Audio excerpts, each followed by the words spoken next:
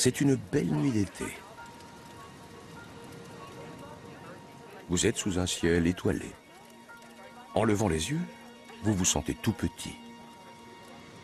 Et là, on se demande, qu'est-ce qui peut bien exister là-haut? Un jour, on sera obligé de répondre à cette question. Nous le savons, notre Terre ne va pas exister éternellement. Tôt ou tard, nous autres humains serons contraints de partir ou mourir.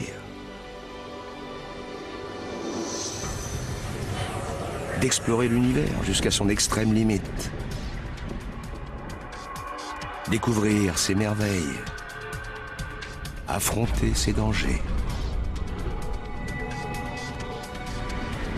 De chercher parmi des milliards de nouveaux mondes un seul qui puisse nous accueillir. Aller à l'encontre de phénomènes ou même de créatures dont l'étrangeté dépassera notre imagination. Assister à la naissance et à la mort des étoiles.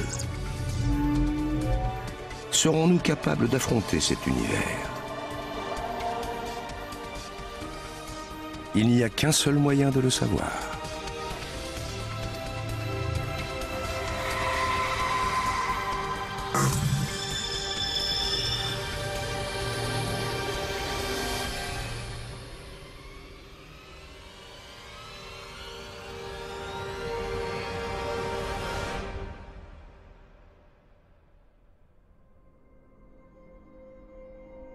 C'est ici que commence l'espace. À quelques kilomètres au-dessus de nos têtes, à pas plus d'1 heure de trajet. En bas, sur Terre, la vie suit son cours. On est pris dans la circulation, on vend, on achète des actions, les flash infos se succèdent. Les ondes radio de quelques milliers de stations font le tour de la planète et se propagent dans l'espace.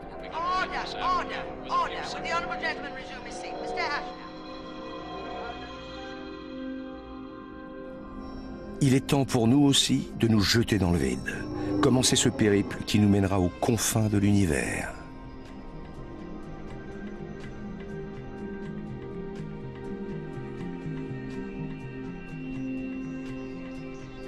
Première étape, la Lune.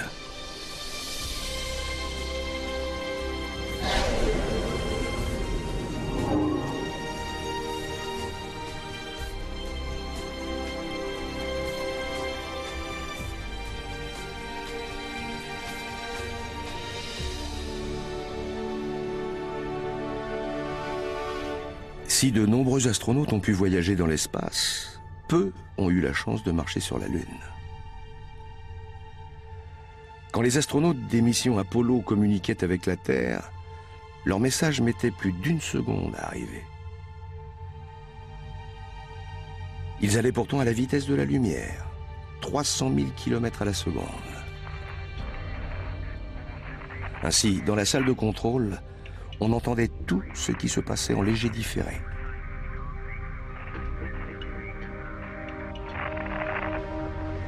Si le délai entre la Terre et son satellite est d'1 seconde, alors imaginez quels seront les délais pour communiquer depuis les limites de l'univers. Pas quelques secondes, mais quelques milliards d'années.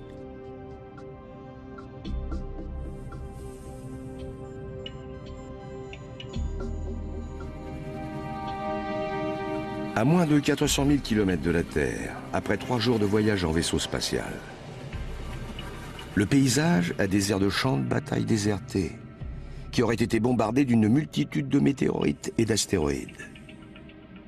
Mais il s'en dégage à présent une certaine tranquillité. Aucune collision majeure ne l'a affecté au cours de ces derniers millions d'années.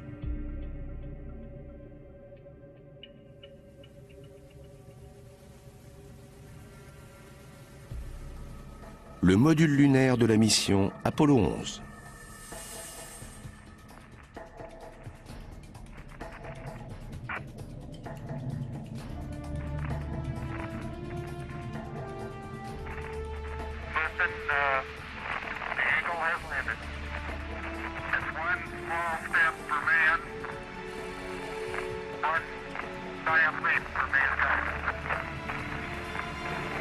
Ces astronautes ont pris des risques considérables.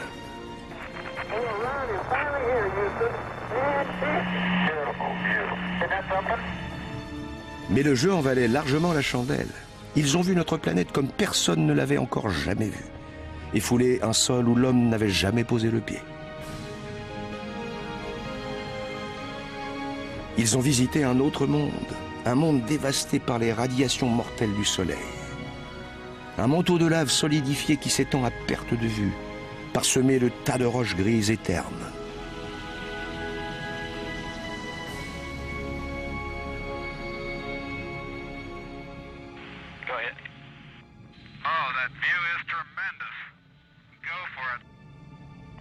Les astronautes de la mission Apollo ont rapporté des centaines d'échantillons de ces roches pour analyse. Les résultats obtenus sont pour le moins intéressants. Les chercheurs de la NASA ont découvert que ces roches avaient été soumises à une chaleur intense, preuve d'un impact gigantesque.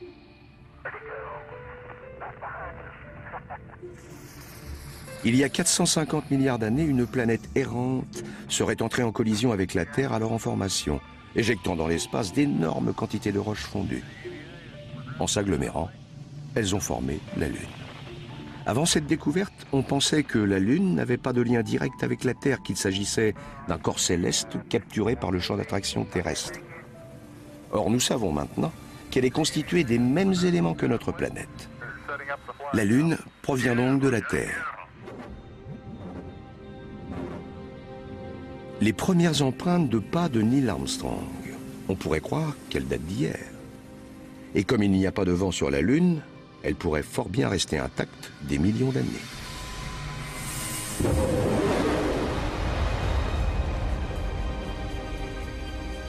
À notre tour maintenant de faire un bond de géant. Il nous emmène là où aucun homme n'est jamais allé.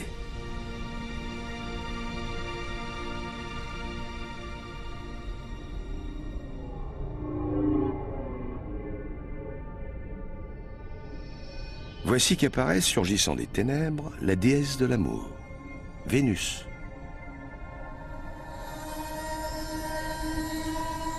L'étoile du matin, l'étoile du soir.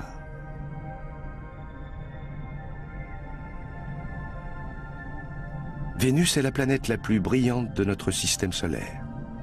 Ses immenses nuages dorés reflètent la lumière du soleil.